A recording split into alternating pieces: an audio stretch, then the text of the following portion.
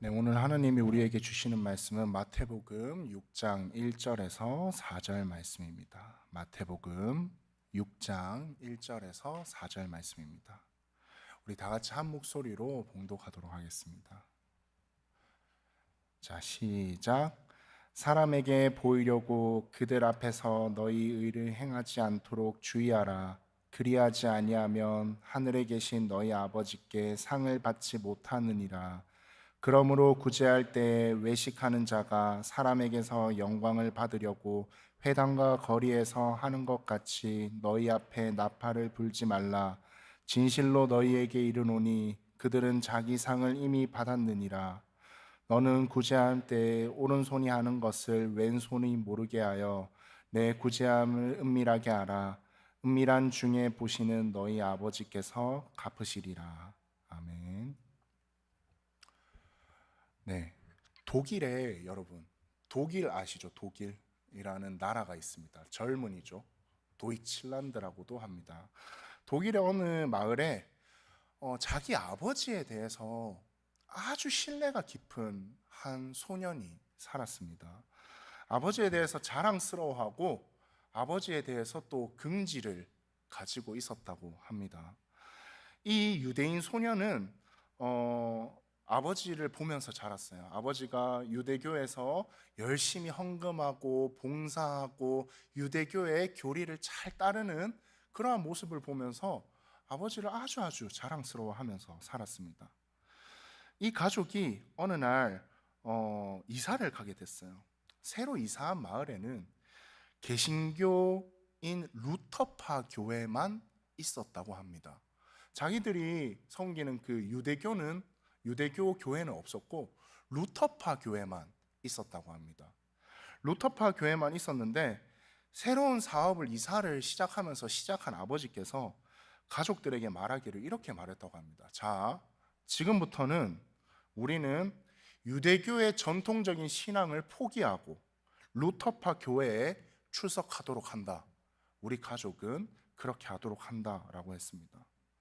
그렇게 신앙생활에 충실하던 유대교 신앙생활에 충실하던 아버지가 신앙을 버리는 모습을 보고 아들은 충격을 받게 되었습니다.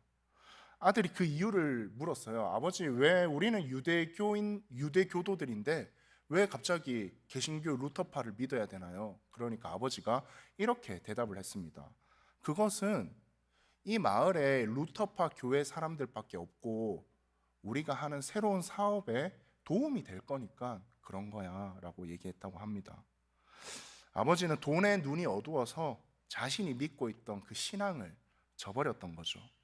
이와 같은 대답은 소년에게 아주 큰 충격으로 다가왔습니다. 또 아버지에 대해서 실망을 하게 되었죠. 점차 신앙에 대해서 의심 또한 하게 되었습니다. 그 의심은 일생 동안 그 소년을 괴롭혔어요. 소년이 점점 커가면서 과연 신은 있을까? 과연 종교를 믿는 것은 옳은 것인가? 라고 생각하게 되었습니다. 그 소년은 또 커서 영국으로 넘어가서 공부를 했는데 그 철학자 중에 헤겔이라는 사람이 있습니다. 헤겔 철학을 공부하면서 나중에 자기의 사상을 총정리해서 범철학 비판이라는 책까지 썼다고 합니다. 그 책에는 이렇게 나옵니다. 하나님은 없고 인간은 양심도 없고 종교는 아편 마약에 불과하고 공산주의만이 이 세상을 살릴 일이다 라고 했다고 합니다. 이 소년이 그 유명한 칼 막스입니다. 칼 마르크스라고 하죠. 부모의 위선적인 종교 생활이 여러분 이렇게 자식에게 위험한 영향을 미칠 수 있는 겁니다. 우리는 위선이 이렇게 무서운 결과를 우리에게 초래한다는 것을 알고 있어야 합니다. 마음의 중심을 보시는 게 바로 하나님입니다. 그 하나님이 위선과 마음의 중심 사이에서 우리에게 어떤 이야기를 하고 있는지 오늘 한번 같이 말씀 나눠보면 좋겠습니다. 지금껏 우리는 여러분 산상수훈에 대해서 계속 나눴었죠. 예수님이 그 산 위에서 하신 그 가르침에 대해서 꾸준히 마태복음 5장을 통해서 함께 나눴는데, 산상수훈에서 제시하시는 예수님의 복은 우리의 복과는 조금 다를 것입니다. 우리는 여러분, 눈에 보이는 복을 추구하면서 살아갑니다. 내가 더 좋은 차를 타고, 내가 더 좋은 집에 살고, 내가 더 이쁜 여자친구를 만나고, 내가 더 멋진 남자친구를 만나고, 이런 눈에 보이는 복에 우리는 집중하게 되죠. 하지만 하나님께서 내리시는 복은 영적이고 내적이므로 항상 눈에 보이는 그러한 복이 아니게 된 겁니다. 내적인 영을 따라가는 그러한 복입니다. 보이는 것을 얻으면 우리는 복을 받았다고 좋아하죠. 누가 갑자기 나한테 뭔가 선물을 해줬어요. 물질적인 선물을 해주면 우리는 복을 받았다고 좋아합니다. 하지만 눈에 보이지 않는 복을 받으면 우리는 그만큼 기뻐하지 않죠. 우리는 왜냐하면 눈에 보이는 것만 추구하기 때문입니다. 우리는 드디어 이 영적인 것들에 대해서 5장에 대해서 배웠고, 5장을 떠나서 우리는 6장으로 넘어갑니다. 5장에서는 우리 삶의 도덕적인 부분에 대해서, 도덕적인 의의 기준에 대해서 얘기를 해줬습니다. 그런데 6장에서는 종교적인 의에 대해서 얘기를 합니다.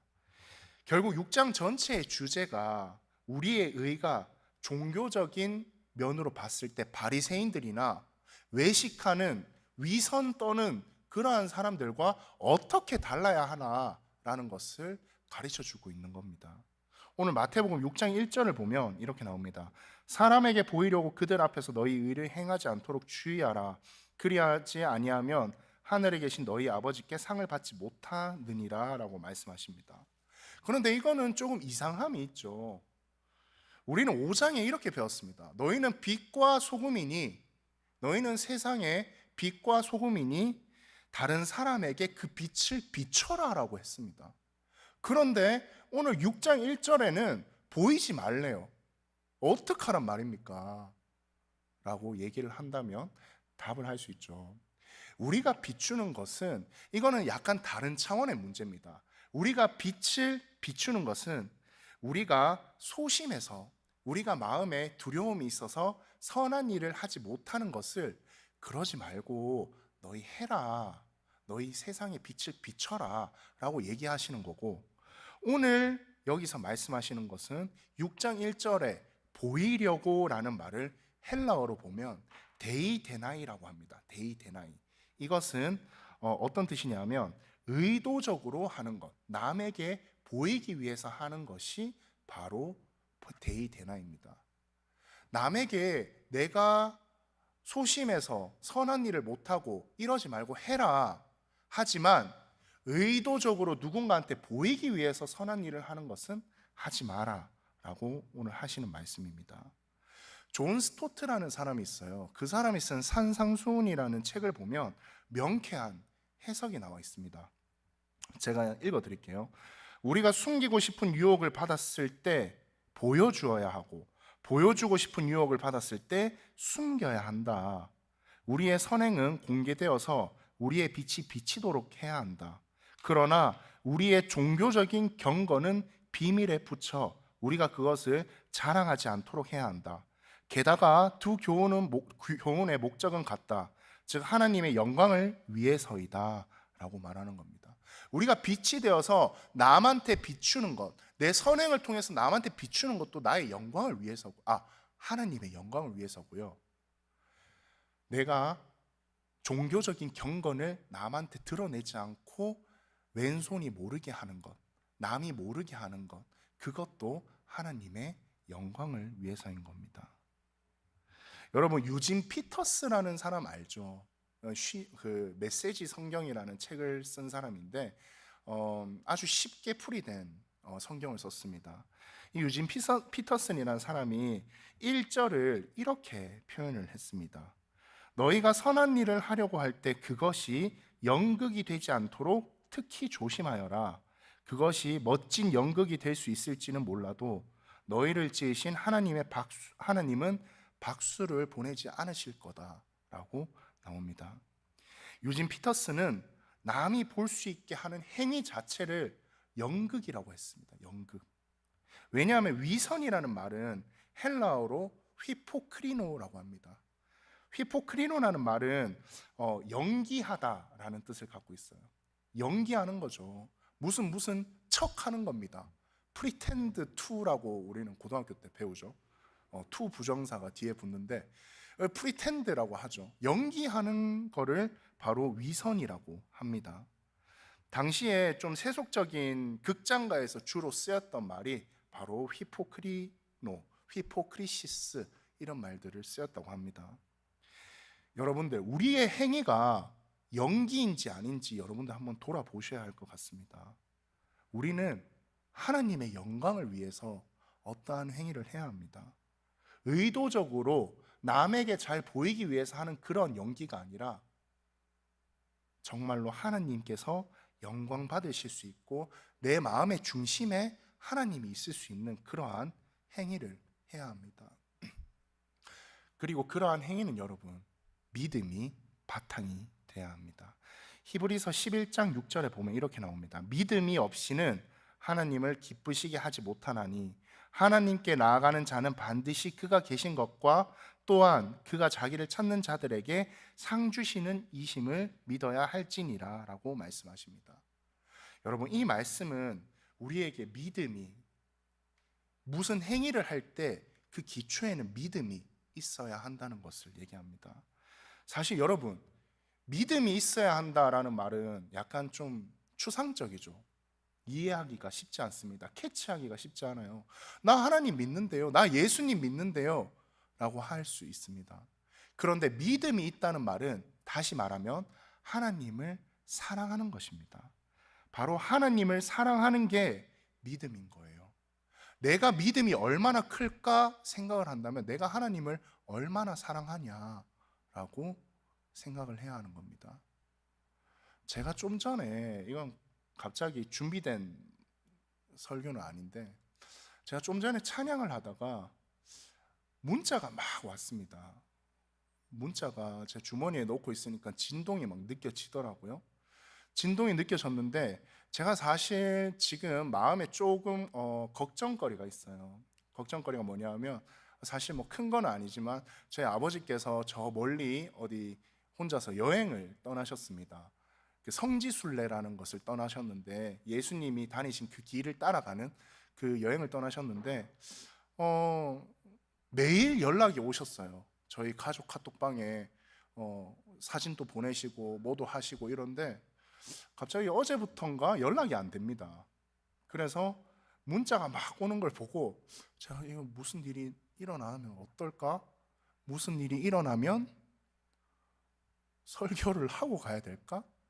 이런 생각이 들었습니다. 그런데 무슨 일이 일어나도 설교는 하고 가야지 라는 생각이 또 들었거든요. 왜냐하면 하나님께서 여러분들을 사랑하시는 것을 아니까요. 그런 마음을 여러분들도 어떠한 상황 속에서 내가 하나님을 얼마나 사랑하는지를 여러분들 계속 측정해 보시기 바랍니다. 내가 사랑하는 만큼 하나님을 믿는 것이기 때문입니다. 하지만 하나님을 사랑하는 마음이 작으면 여러분들 당연히 믿음 또한 작은 사람들이겠죠. 유대인들 중에는 특히 외식하는 서기관들이나 바리새인들이 믿음이 작았습니다. 그런데 그들은 하나님을 믿는다고 하면서 안식일을 철저히 지켰죠. 그리고 11조도 빼먹지 않고 항상 냈습니다. 하지만 하나님을 사랑하는 마음은 없었다고 볼 수 있어요. 우리 마태복음 23장 23절에 이렇게 나옵니다.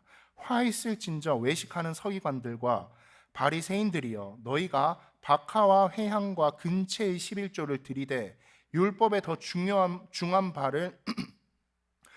바 정의와 긍휼과 믿음은 버렸도다.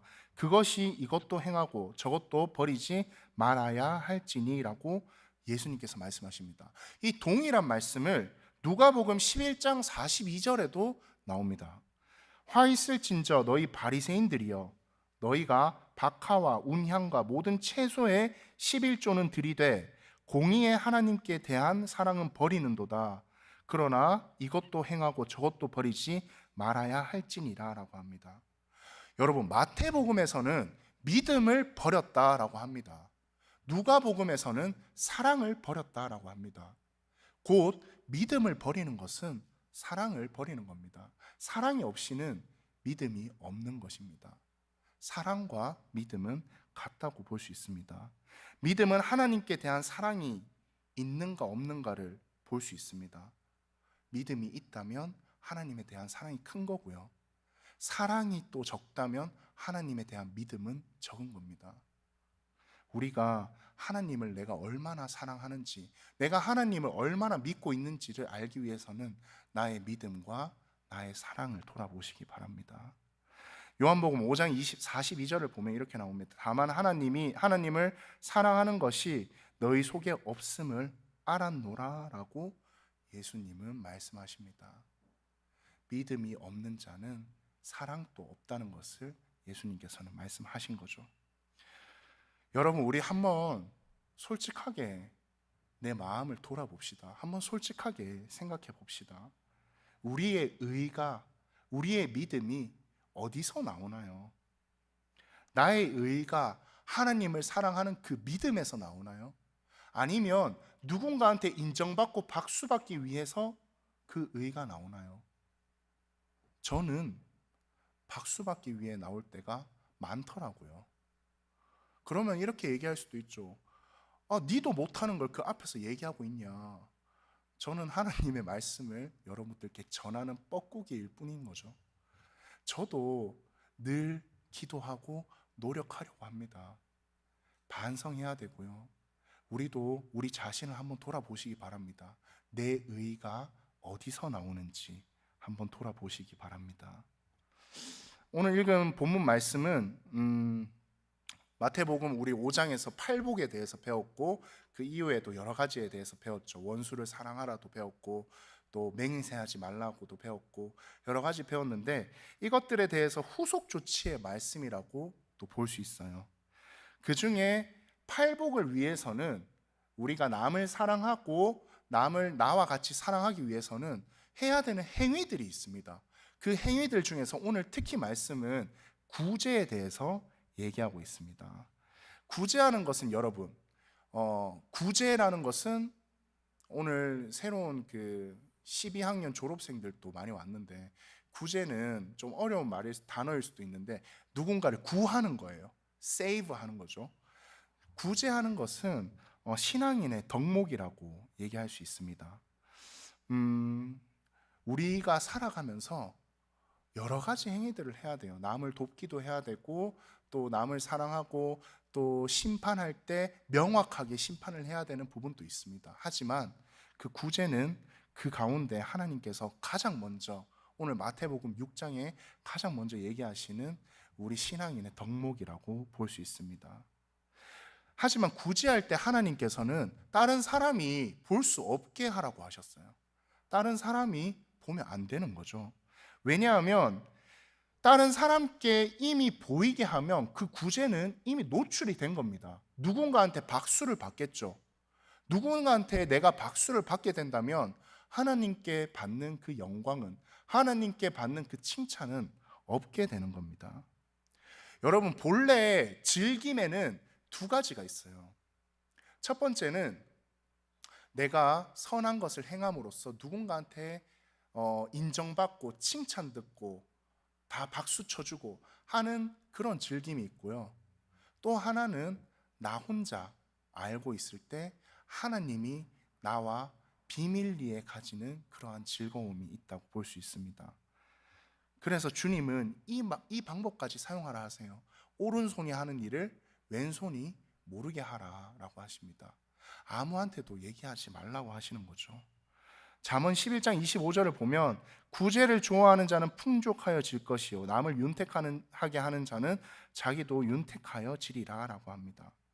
여러분, 여기서 풍족함과 윤택함은 물질적인 풍족함과 윤택함만을 얘기하는 게 아닙니다.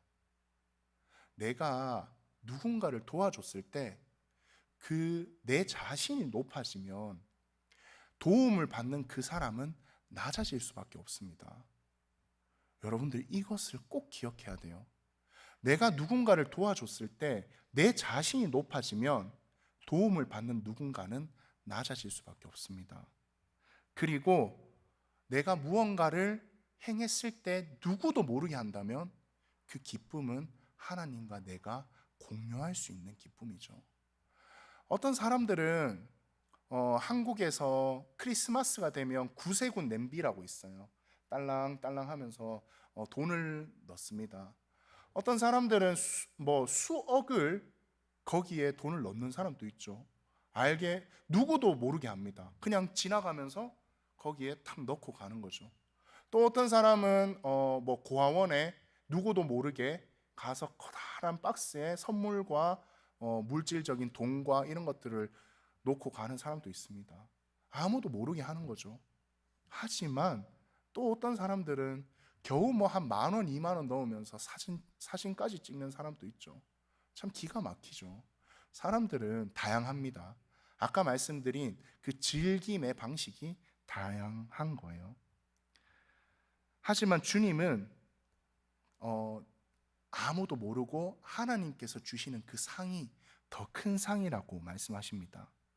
왜냐하면 아무도 모르는 나와 하나님만의 비밀을 만들 수 있다는 거죠. 그리고 앞서 말한 윤택감과 풍요로움은 어떨 때 느끼냐 하면 내가 박수 받을 때 느끼는 것이 아니라 내가 누군가를 도와줬을 때 그 사람이 삶이 변하고 그 사람이 병이 낫고 그 사람이 넘어짐에서 다시 일어남을 내가 바라볼 때 느껴지는 그 행복감이 하나님께서 주시는 그 풍요와 채움인 것입니다. 우리는 하나님과의 비밀을 만들어야 합니다. 누구나 알고 있고 하나님과 나 사이에 아무런 우리의 커넥션이 없어 라고 그렇게 살다가 죽으면 억울하잖아요. 여러분들도 비밀을 하나님과 만들기 바랍니다. 누군가를 구제하는 것은, 누군가를 세이브하는 것은 당연한 거예요. 그리스도인으로서 당연히 해야 되는 일이고 그 일을 비밀리에 감춤으로써 하나님과의 비밀을 만들어 나가는 사랑하는 디아스포라 청년들이 되기를 간절히 바랍니다. 요한복음 5장 44절에 이렇게 나옵니다. 너희가 서로 영광을 취하고 유일하신 하나님께로부터 오는 영광은 구하지 아니하니 어찌 나를 믿을 수 있느냐라고 말씀하십니다. 우리가 기억해야 되죠. 아까도 말씀드렸지만 우리가 어떠한 상급을 사람에게 받는다면 우리는 하나님께 받을 수 없습니다. 우리는 택해야 돼요. 하나님께 받을 것인가? 사람에게 받을 것인가? 답은 쉽죠. 답은 쉽지만 행동은 어렵습니다. 우리가 생각하고 우리가 우리의 신념대로 행동할 수 있기를 바랍니다. 우리가 오른손이 하는 일을 여러분들 왼손이 모르게 하셨으면 좋겠어요. 여러분들도 지금 새롭게 또 사회에 나가는 우리 12학년 청년들도 그리고 이 사회에서 이미 살고 있는 우리 청년부 사랑하는 청년들도 우리가 살아갈 때 내 손이 하는 일을 내 마음이 주관했으면 좋겠습니다. 내 손은 착한 일을 하지만 내 마음은 하나님의 사랑의 통로가 아닌 인정받기 위함이라며 그것은 아무짝에 쓸모없습니다. 물질만 쓰고 마음만 쓰고 나한테 떨어지는 건 없는 거죠. 그 구제함을 귀하게 하시기 바랍니다. 하나님의 사랑이 흘러나가는 통로가 될 수 있도록 그 구제를 쓰시기 바랍니다. 여러분들 1980년에 MBC 그 대학 가요제라는 게 있었어요. 여러분들은 잘 모르시겠죠? 대학 가요제라는 게 뭐냐면 그 대학생들이 자작곡을 들고 나와서 가요제를 합니다. 그래서 거기서 1등을 하면 거의 유명한 가수가 됐어요. 여러분들 아시는 사람들 중에 유명한 가수는 또 누가 있냐면 무한궤도라고 있어요. 무한궤도. 따라라라라라 따따라라따라 따다다따따라따라따 이런 노래가 있습니다. 이것도 대학 가요제에서 1등을 했던 겁니다. 근데 1980년도에 이 대학 가요제에서 은상을 차지한 사람이 있습니다. 바로 샤프라는 그룹인데요. 이 그룹은 여성의 리드 보컬이 낮고 또 무게감 있는 멜로디와 이를 뒷받침하는 재즈풍의 선율이 많은 심사위원들을 사로잡았다라고 나무 위키에 나와 있더라고요. 네. 이 노래의 첫 구절이 오늘의 제목입니다. 연극이 끝나고 난 뒤라는 노래입니다. 1절은 객석에 앉아서 텅 빈 무대를 바라보는 관객의 시점으로 쓴 가사고요. 2절은 무대에 앉아서 텅 빈 객석을 바라보는 배우의 시점으로 쓴 가사가 좀 인상적입니다. 배우가 연극이 끝나고 옷을 갈아입고 모두 떠나버린 그 무대를 바라볼 때 정적과 고독만이 남아 있습니다. 정적만이 남아있네, 고독만이 흐르고 있네 라는 노래입니다. 여러분, 우리도 위선이라는 연기로 살면 연기할 때는 박수 받습니다. 연기할 때는 행복할 수 있어요. 하지만 우리의 삶이 끝나게 된다면 하나님의 칭찬이 있을까요? 하나님의 박수가 있을까요? 고독과 정적만이 남아있게 될 겁니다. 우리는 연기하는 삶을 살면 안 됩니다. 연극 후에 예수님의 사랑과 하나님의 칭찬으로 가득한 그러한 삶을 사시기 바랍니다. 연기가 아닌 정말 그 연극 안에서 내 삶을 살아내시기 바랍니다. 하나님께 칭찬받고 공허하고 정적과 조용함만 남아있는 게 아니라 하나님께서 홀로 남으셔서 여러분들의 삶에 대해서 박수칠 수 있는 그러한 삶을 사시기를 간절히 원하고 바라고 또 기도합니다. 네, 우리 찬양팀 앞으로 나와주시고요. 네, 우리 같이 찬양 한 곡 하나님께 올리겠습니다. 네, 오늘 우리 같이 함께 드릴 찬양은 삶의 예배입니다. 삶의 예배. 삶의 예배는 우리 예배 전 찬양에서 제일 마지막에 드렸던 찬양인데요. 이 찬양의 가사도 여러분들 생각해 보면 우리가 어떻게 살아야 하는지 마음에 많이 와닿습니다. 가사에 이렇게 나옵니다. 보여지는 예배 아닌 마음으로 드리는 예배. 노래하는 찬양보다 삶으로 고백되는 예배라고 합니다. 여러분들, 여기서 예배를 삶으로 한번 바꿔봅시다. 보여지는 삶이 아닌 마음으로 드리는 삶. 노래하는 찬양보다 삶으로 고백하는 삶이 돼야 하는 겁니다. 보여지게 살지 맙시다. 그게 바로 위선이에요. 위선이라는 겁니다. 끊임없이 저 또한 무너집니다. 위선의 삶에서 벗어나려고 발버둥 칩니다. 너무 사랑하는 우리 디아스포라 청년들 여러분, 여러분들의 삶이 진정한 삶이 되었으면 좋겠습니다. 우리의 삶을 예배로 드리면 좋겠습니다. 하나님께서 그 삶 후에 박수 쳐주시고 잘했다 칭찬하시고 잘했다 착하고 충성된 종아라고 말씀하실 수 있었으면 좋겠습니다. 그렇게 되기를 간절히 여러분들 생각하면서 기도하겠습니다. 우리 가사 생각하면서 우리 같이 찬양하겠습니다.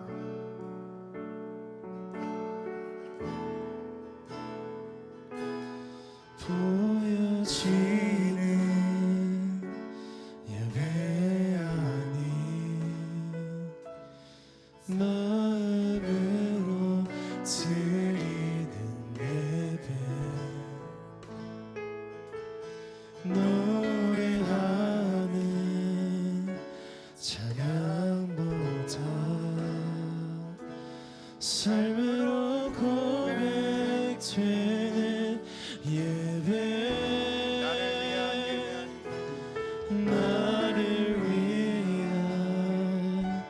예배하니 주님 뜻을 향한 예배 내 마음과 정성 다하여서 주 앞에 드려지는 예배 주 앞에 나옵니다. 주 앞에 엎드려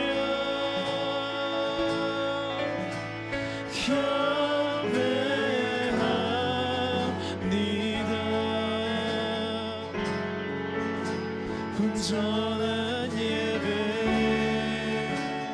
남의 예배 내 모든 것 받기 앞당하신 분 주 앞에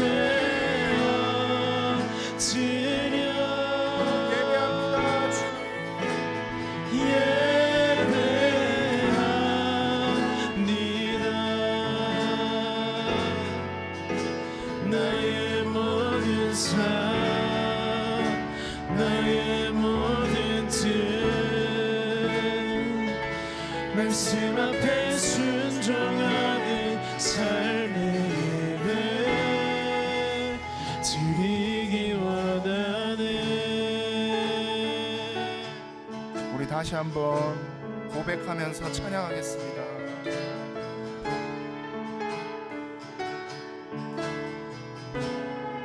보여지는 예배하니 보여지는 예배하니 마음으로 드리는 예배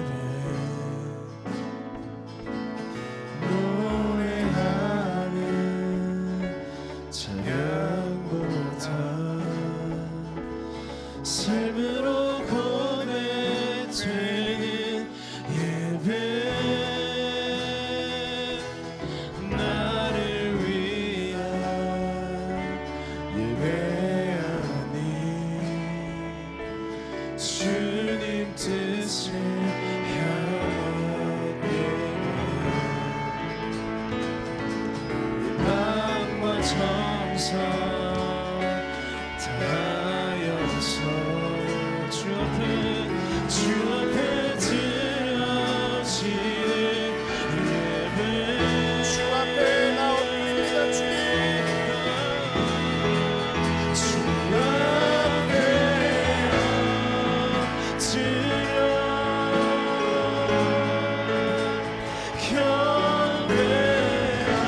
경배합니다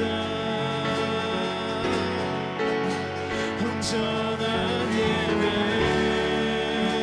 내 맘의 예배 내 모든 것 받기 앞당하신 분 주 앞에 엎드려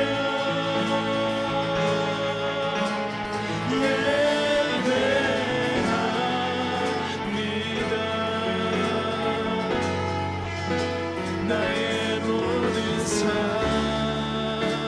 나의 모든 뜻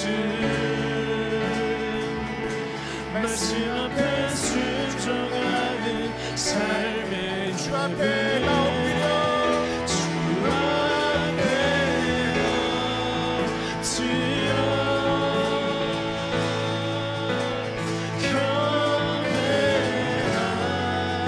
경배합니다 온전한 예배 내 맘의 예배 내 모든 것 받기 앞당하신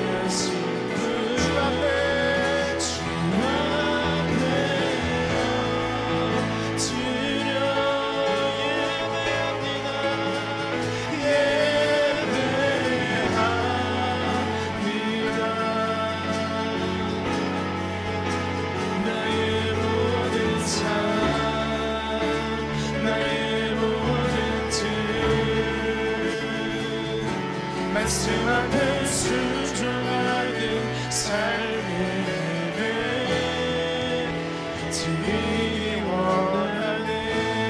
우리 다 같이 마음 모아서 큰 소리로 기도하기 원합니다. 우리 기도할 때 하나님 아버지, 우리 삶을 예배로 드릴 수 있게 해주시옵소서. 가식과 위성과 정말 하나님께 보여주기 위한, 남에게 보여주기 위한 그러한 행동이 아닌 하나님을 사랑하고 하나님을 믿는 그 믿음의 통로가 되기 위한 나의 행위가 될 수 있게 해주시고, 구제로서 남을 구하고 하나님을 더욱더 사랑하고 따라가는, 하나님께 칭찬받는 그러한 청년이 될 수 있도록 우리 같이 하나님께 기도를 나아갑시다. 하나님 아버지 감사합니다. 주님, 우리 디아스포라 청년들을 기억하여 주시옵소서. 주님, 우리 청년들이 살아감에 있어서 하나님께 더욱더 무릎 꿇고 하나님을 더욱더 사랑하고 그 사랑으로 믿음이 커져서 하나님을 더욱더 따라가는 우리 디아스포라 청년들이 되게 하여 주시옵소서.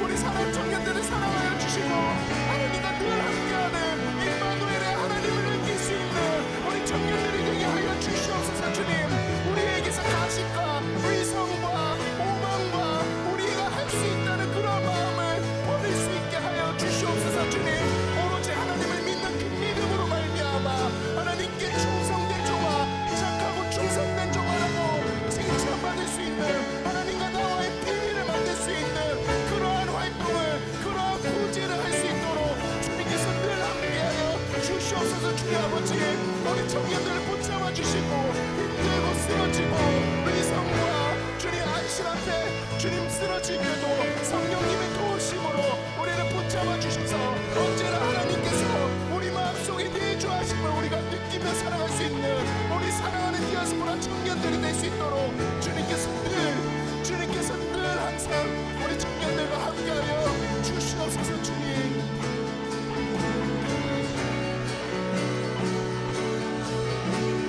주 앞에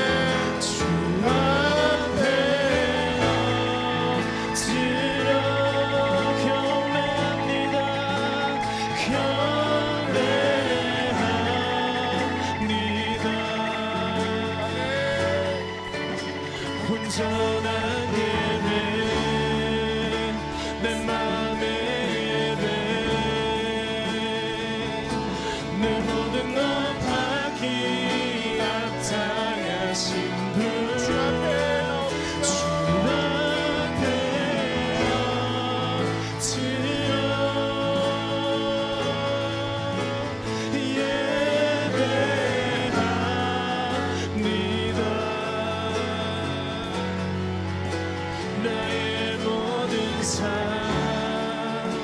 나의 모든 뜻, 말씀 앞에 순종하는 삶의 예배 드리기 원하네.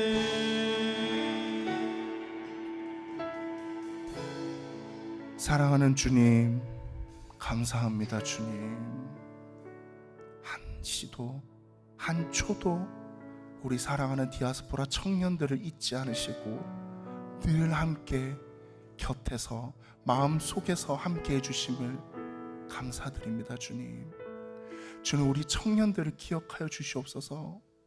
이 삶을 살며 많은 사람들에게 인정받고, 때로는 가식적으로, 때로는 외식적으로, 때로는 위선으로 칭찬받고 싶은, 그 즐기고 싶은 그 마음이 있을 것입니다.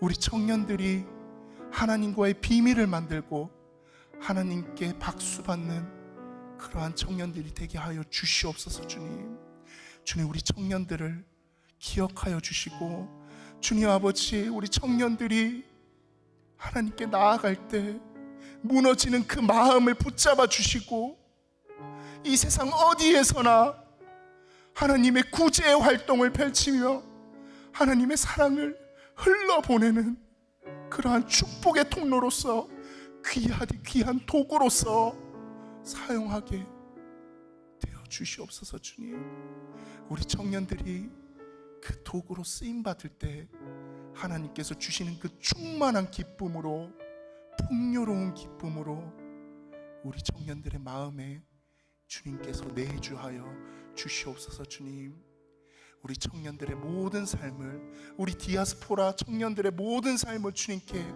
온전히 의탁해 드리며 사랑합니다. 주님, 이 모든 말씀 예수님 이름으로 기도드립니다.